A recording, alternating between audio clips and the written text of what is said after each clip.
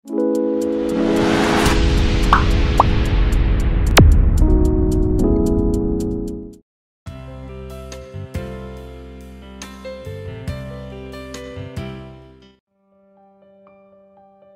berpindah ke Wisnu yang telah diamankan oleh pihak rumah sakit. Setelah istrinya Anjali meninggal dunia, Wisnu pun mengalami demam dan diduga tertular Nipah oleh istrinya. Semua orang yang tergabung di Satgas Nipah bekerja keras tanpa mengenal lelah. Semua usaha mereka demi menyelamatkan kelangsungan hidup umat manusia, bukan semata-mata tuntutan dari profesi atau demi upah saja. Adegan berpindah ke rumah sakit Baby Memorial. Razak pada akhirnya menghembuskan nafas terakhirnya, menyusul kedua anak mereka Zakaria dan Suhana. Kakak Razak memohon kepada Ketua Menteri Baskaran agar jenazah Razak tidak dikremasi, dikarenakan mereka semua Muslim, dan kremasi sangat bertentangan dengan ajaran agama Islam. Baskaran pun mendiskusikan permintaan dari keluarga Razak dengan Satgas Penanganan Nipah yang lainnya. Pada awalnya Semriti menolak permintaan dari Baskaran, karena menurutnya ini bukan waktunya untuk mementingkan sentimen keagamaan. Perdebatan di antara mereka pun mulai terjadi. Suresh Rajan pun menjadi penengah. Ia mengatakan bahwa kremasi sebenarnya mengikuti protokol untuk Ebola. Namun, dalam kasus beberapa pandemi lain yang salah satunya Nipah, WHO sendiri menganjurkan untuk melakukan penguburan dengan kedalaman yang dianjurkan oleh Islam. Selain itu, untuk beberapa pandemi Nipah yang pernah terjadi di Afrika dan Malaysia, penguburan terbukti secara ilmiah bisa menghentikan penularan dari jenazah ke organisme hidup lainnya. Namun untuk melakukan penguburan mereka perlu berkonsolidasi dengan tokoh agama dan masyarakat setempat pemakaman, agar mengikuti protokol kesehatan tanpa melanggar aturan agama yang mereka anut. Setelah Menteri Pramila menyatakan bahwa pasien dengan agama Islam boleh disemayamkan menurut ajaran agamanya, Paul Abraham, Baskaran dan Suresh Rajan pun melakukan konsolidasi dengan para pemuka agama dan masyarakat setempat pemakaman perihal protokol kesehatan yang harus mereka patuhi. Pemakaman untuk keluarga Razak pun dilangsungkan dengan tertib, tanpa melanggar baik protokol kesehatan maupun aturan agama Islam, aturan yang tidak pernah mempersulit umatnya dalam melaksanakan perintah dan aturan agamanya. Adegan berpindah ke acara debat soal Nipah di salah satu stasiun televisi nasional di India. Seperti yang umumnya terjadi di berbagai negara yang dilanda pandemi wabah penyakit, selalu saja ada pihak-pihak yang ingin memperkeruh situasi, pihak yang meragukan fakta ilmiah soal penyakit berikut penanganannya, pihak yang mempertanyakan kebijakan pemerintah, dan pihak yang menganggap semua yang terjadi adalah konspirasi, atau situasi yang sengaja pemerintah buat untuk kepentingan mereka dan golongan mereka. Adegan berpindah ke Dr. Suresh Rajan, yang pergi menuju wilayah di mana mendiang Zakaria dan keluarganya tinggal. Suresh Rajan mencari hewan yang menjadi reservoir virus yang menginfeksi Zakaria sebagai pasien indeks. Di sebuah sumur yang tidak jauh dari kediaman Zakaria, mereka menemukan sekelompok kelelawar buah yang terbang keluar dari sumur tersebut. Setelahnya Suresh Rajan meminta keterangan dari Yahya dan ibu dari Zakaria dan menyisir area pinggiran hutan di belakang rumah Zakaria. Di sana Suresh Rajan menemukan banyak buah yang berserakan di tanah. Kebanyakan buah tersebut telah dikonsumsi sebagiannya oleh hewan, yang diduga kelelawar buah. Setelah mengambil beberapa sampel dari buah dan feces hewan yang ada di sekitaran buah tersebut, Suresh Rajan pun pergi ke klinik yang bernama Taluk, tempat Zakaria awalnya ditangani, sebelum Zakaria dirujuk ke rumah sakit Kozhikode. Sementara itu Dr. Anu berinisiatif untuk mengunjungi rumah mendiang Pradep, untuk mencari tahu bagaimana Pradep bisa tertular Nipah. Setelah bertemu dengan ibu dari Pradep, Anu pun mengetahui bahwa Pradep mengalami kecelakaan motor dengan seorang pria yang bernama Kunju, dan setelahnya Pradep mengantarkan Kunju ke rumah sakit Kozhikode untuk mengobati luka Kunju. Adegan berpindah ke Suresh Rajan yang sudah kembali ke pusat Satgas Nipah. Suresh Rajan pun langsung mengadakan rapat untuk membahas hasil temuannya di beberapa tempat di wilayah mendiang Zakaria dan anggota keluarga yang lainnya tinggal. Suresh Rajan mengatakan bahwa penularan pertama terjadi di klinik Taluk. Zakaria yang berada di sana menularkan Nipah kepada Razak dan Suhana yang mengantarnya ke sana, Suster Ahila yang merawatnya, pasien yang bernama Lohitaksan dan yang menemaninya Rajes, pasien yang bernama Rajan dengan dua penunggunya yang bernama Prabes dan Sunil. Dan untuk ibu Zakaria, meski ia berada di tempat tersebut, ibu Zakaria selalu menutup hidungnya, karena ia benci dengan bau rumah sakit. Hal tersebutlah yang mungkin menyelamatkan ibu Zakaria dari penularan Nipah di tempat tersebut. Dan terakhir yang berpotensi tertular adalah bibi Zakaria yang bernama Kadeja. Sebelum Zakaria dirujuk ke rumah sakit Kozhikode, Kadeza sempat menemuinya dan melakukan kontak dengan Zakaria. Suresh Rajan pun mengatakan bahwa selain orang-orang yang melakukan kontak dengan Razak dan Suhana, mereka juga harus mencari orang-orang yang telah melakukan kontak dengan Lohitaksan, Rajes, Rajan, Prabes, Sunil dan Kadeja. untuk segera melakukan karantina dan pengamatan terhadap orang-orang tersebut, yang artinya, tugas mereka menjadi semakin berat, dan pertemuan pun dijeda sampai keesokan harinya. Keesokan harinya Suresh Rajan kembali mengadakan pertemuan. Kali ini ia membahas Wisnu dan mendiang istrinya Anjali yang berasal dari Makraparambu, dan pasien baru yang bernama Sneha dari Cemadu. Menurut Suresh Rajan, Sneha tertular pada saat ia mengantar ibunya untuk berobat ke rumah sakit Kozhikode. Pada saat itu Zakaria juga berada di sana untuk mengantar pamannya yang akan operasi pengangkatan plat besi dari kakinya. Pemaparan dari Suresh Rajan pun langsung disanggah oleh Preti dan Faisak. Faisak mengatakan bahwa yang mengantar paman Zakaria bukanlah Zakaria namun Yahya. Fakta yang diungkap oleh Preti dan Faisak tidak bisa terbantahkan karena mereka mempunyai bukti dan sumber yang terpercaya.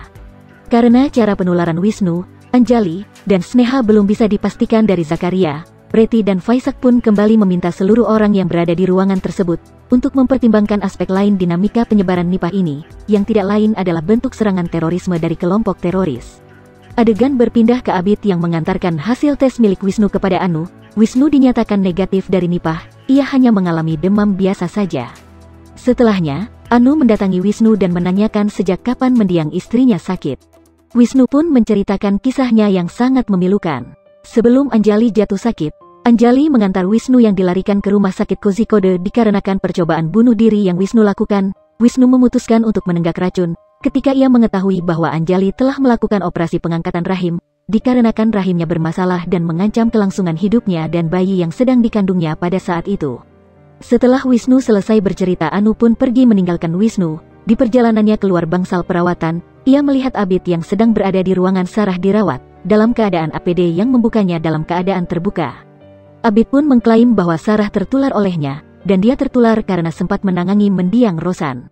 Dengan beberapa fakta yang ia ketahui saat mengunjungi kediaman Pradep, cerita dari Wisnu, pengakuan dari Abid yang telah melakukan kontak dengan Sarah sebelum Sarah dirawat, dan beberapa fakta soal pasien yang lainnya, yang berhasil ia kumpulkan, Anu pun pergi ke pusat Satgas Nipah untuk melaporkan temuannya ke Preti dan Faisak. Preti dan Faisak pun langsung mengadakan pertemuan untuk membahas bukti-bukti yang sudah Anu kumpulkan.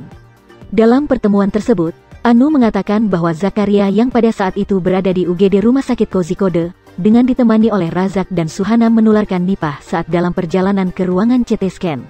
Zakaria yang batuk dan muntah dihentikan di lorong yang penuh sesak dengan kerumunan orang, baik pasien maupun orang yang mengantar atau menunggui pasien. Di sana ada Pravin yang sedang menunggu hasil ronsen pamannya yang dirawat karena kecelakaan, Krishnan sedang menunggui istrinya yang sedang berobat, dan Sneha pun juga sama sedang menunggui kerabatnya yang sedang berobat. Maka dari itu, Pravin, Krishnan dan Sneha bisa jadi tertular di sana. Setelah sampai ke ruangan CT scan, Zakaria dibawa kembali ke ruangan UGD dikarenakan kondisinya belum stabil untuk dilakukan pemindaian terhadap dirinya. Di ruangan UGD, ada Pradep yang baru saja tiba mengantarkan Kunju untuk berobat. Zakaria pun kembali batuk dan muntah pada saat itu, dan Pradep mungkin tertular pada saat itu. Beberapa waktu kemudian Zakaria dibawa kembali ke ruangan CT scan karena dianggap kondisinya sudah lebih baik. Salah satu yang bertugas di ruang CT scan adalah Geta, dan mungkin Geta tertular Nipah pada saat melakukan CT scan kepada Zakaria. Setelahnya, Zakaria pun kembali ke ruangan UGD, dan ketika melewati lorong yang sama untuk kesekian kalinya, Zakaria kembali kejang dan muntah di dekat Anjali dan Wisnu yang datang ke rumah sakit untuk mengobati Wisnu yang melakukan percobaan bunuh diri. Dan, beberapa waktu setelah Zakaria kembali ke ruangan UGD, Zakaria pun meninggal dunia. Dan untuk Sarah yang di luar pasien yang dikelompokkan tertular dari Zakaria, Anu mengatakan bahwa Sarah sempat melakukan kontak dengan Dr. Abid setelah Abid menangani pasien meninggal dunia yang bernama Rosan, tapi hal tersebut belum bisa dibuktikan karena selain Abid belum dites Nipah, Rosan pun belum sempat dites Nipah sebelum jenazahnya dikembalikan kepada keluarganya. Pemaparan Anu pun selesai, dan pertemuan dibubarkan karena temuan Anu dianggap benar adanya, dan berdasarkan bukti yang jelas. Adegan berpindah ke Anu yang mengantarkan Smriti ke kamarnya untuk beristirahat. Setelah Smriti berterima kasih kepada Anu karena telah menyelesaikan perdebatan di pusat Satgas terkait cara penularan yang tidak bisa dibuktikan, dan anggapan tentang pandemi Nipah adalah serangan teroris, Anu pun keluar dari kamar Smriti. Setelah di luar, Anu mengatakan kepada Suresh Rajan dan Paul Abraham bahwa Smriti dalam keadaan sakit dan perlu dilakukan pemeriksaan. Tidak lama datang Dr. Baburaj dan Babu ke pusat Satgas Nipah, dan kedatangan mereka tidak lain untuk menjemput Smriti. Adegan berpindah ke Suresh Rajan yang melakukan pernyataan resmi di televisi nasional. Ia mengatakan bahwa dalam 1 minggu ke depan akan ada vaksin yang didatangkan dari Australia. Vaksin ini mengandung antibodi monoklonal, Vaksin ini adalah langkah terakhir untuk menghentikan penyebaran beberapa jenis virus. Namun untuk virus Nipah, vaksin ini akan bersifat eksperimental, atau dengan kata lain pemerintah memerlukan waktu yang tidak sedikit untuk mengujinya terlebih dahulu. Tugas Satgas Nipah semakin hari semakin berat saja, dan kali ini tugas mereka adalah mencari tahu tentang cara penularan Nipah kepada mendiang Rosan dan Sarah.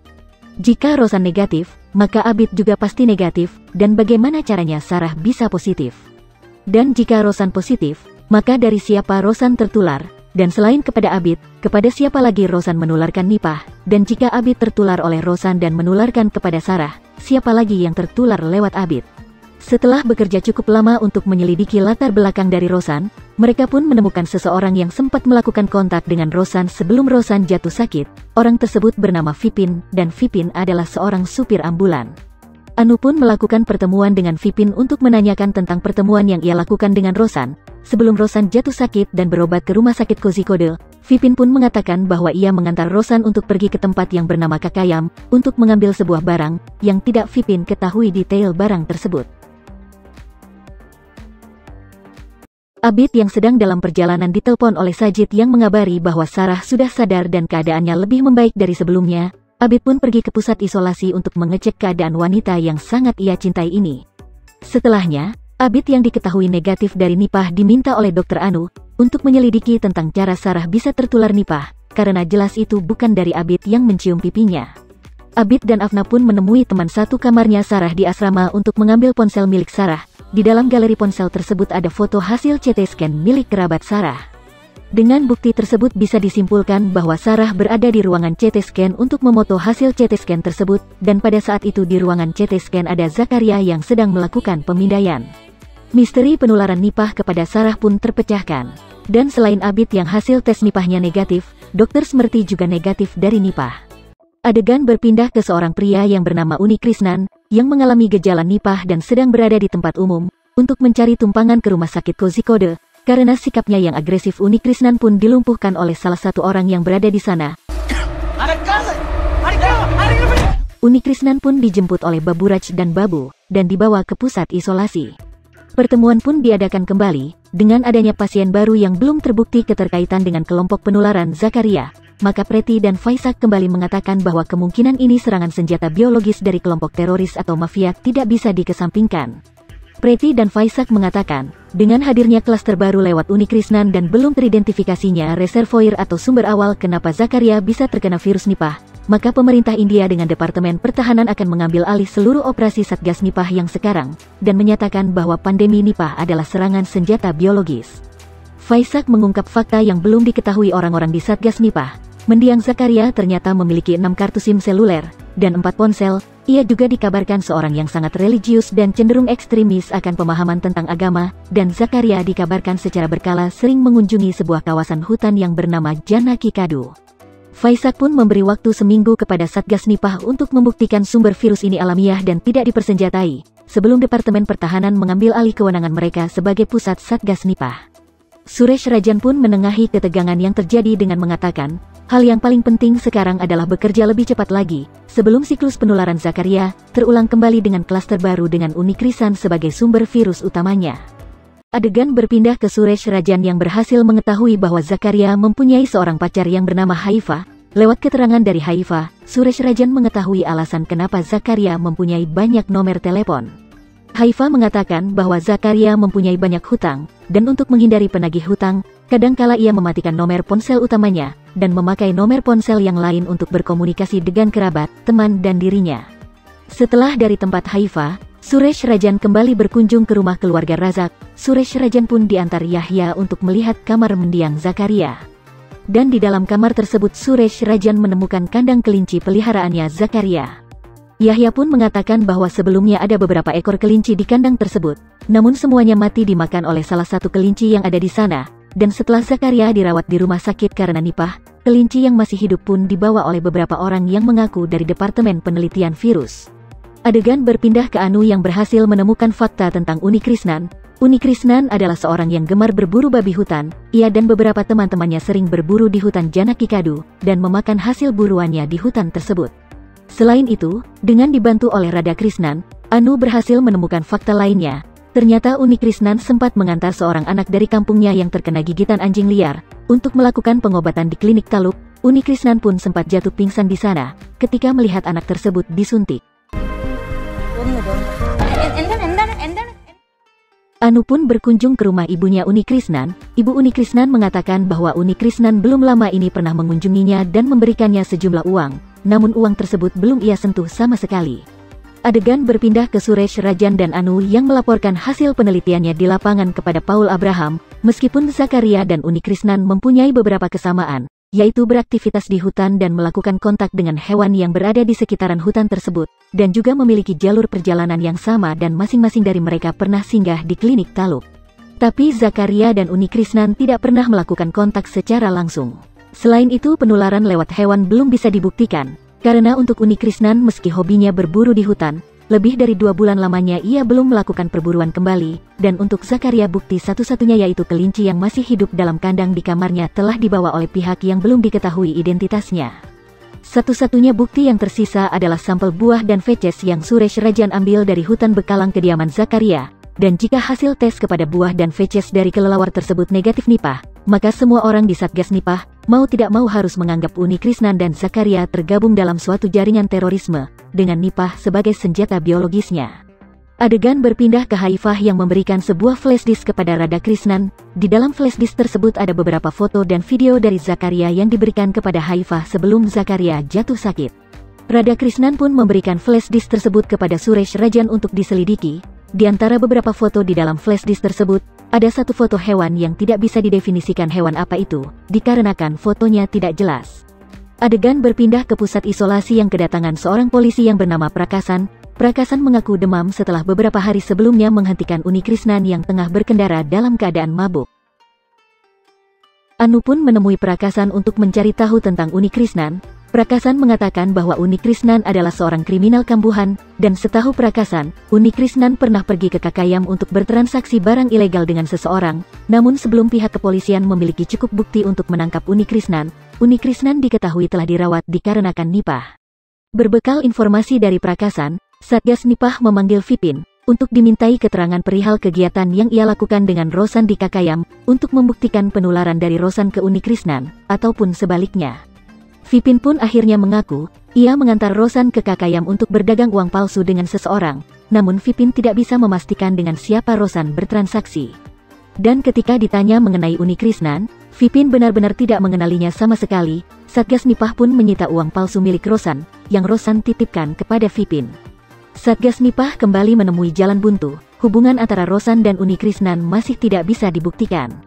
Namun Anu masih mempunyai satu bukti lainnya. Ia mengatakan bahwa ia pernah menemui Ibu Uni Krisnan, dan Ibu Uni Krisnan mengatakan bahwa Uni Krisnan pernah memberinya uang yang belum ia sentuh sama sekali.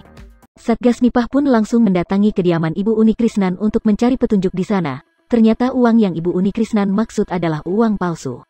Dan uang palsu yang Uni Krisnan berikan ke ibunya memiliki nomor seri yang sama dengan uang palsu yang disita dari Vipin. Maka dengan itu bisa disimpulkan bahwa Rosan dan Uni Krisnan melakukan transaksi uang palsu di Kakayam, di dalam ambulan milik Vipin. Dan petunjuk yang selama ini Satgas Nipah tidak sadari, yaitu ambulan milik Vipin. Ambulan tersebut adalah ambulan yang sama, yang dipakai untuk membawa Zakaria dari klinik Taluk menuju RS Kozhikode, dan bahkan tandu yang berada di dalam ambulan tersebut masih terdapat bekas muntahan dari Zakaria. Dengan kegiatan yang Rosan dan Uni Krisnan lakukan di dalam ambulan tersebut, maka penularan Nipah pun sangat mungkin terjadi saat itu. Rosan dan Uni Krisnan pun dikelompokkan ke dalam pasien yang tertular dari pasien indeks Zakaria. Misteri penularan Nipah kepada Rosan dan Uni Krisnan pun terpecahkan. Dengan semua fakta yang sudah terungkap, maka anggapan tentang Nipah serangan teroris dengan Zakaria dan Uni Krisnan pun terbantahkan. Zakaria sering mengunjungi hutan karena ia sangat suka akan aktivitas di luar ruangan dan seorang pencinta hewan.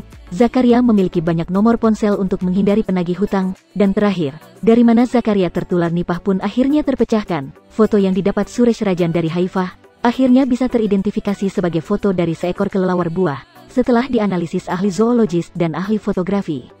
Selain itu, hasil tes Nipah untuk buah dan feces kelelawar yang didapat di pinggiran hutan di dekat kediaman Zakaria dinyatakan positif Nipah.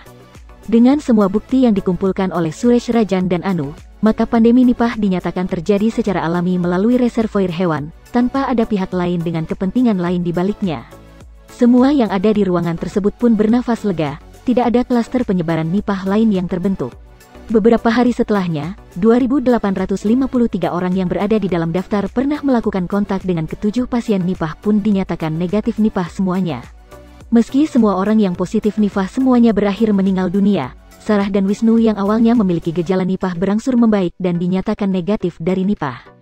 Ketua Satgas Nipah Menteri Pramila pun menggelar seremonial penghargaan kepada para relawan Satgas Nipah yang telah bahu-membahu untuk menangani pandemi nipah di negara bagian Kerala.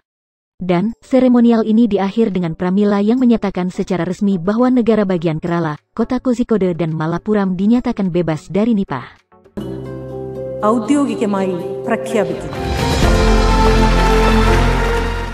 Film virus pun ditutup dengan sebuah adegan yang membawa kita melihat awal dari pandemi ini terjadi. Zakaria, seorang yang religius dan pencinta segala bentuk kehidupan, menemukan seorang kelelawar buah tergeletak lemah di tengah jalan aspal.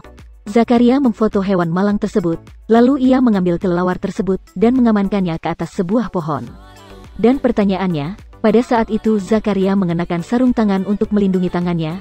Benarkah Zakaria tertular dari kelelawar tersebut? Dan siapa orang yang mengambil kelinci milik Zakaria yang Zakaria simpan di dalam kamarnya? Silahkan teman-teman mencari tahu sendiri jawaban dari pertanyaan tersebut.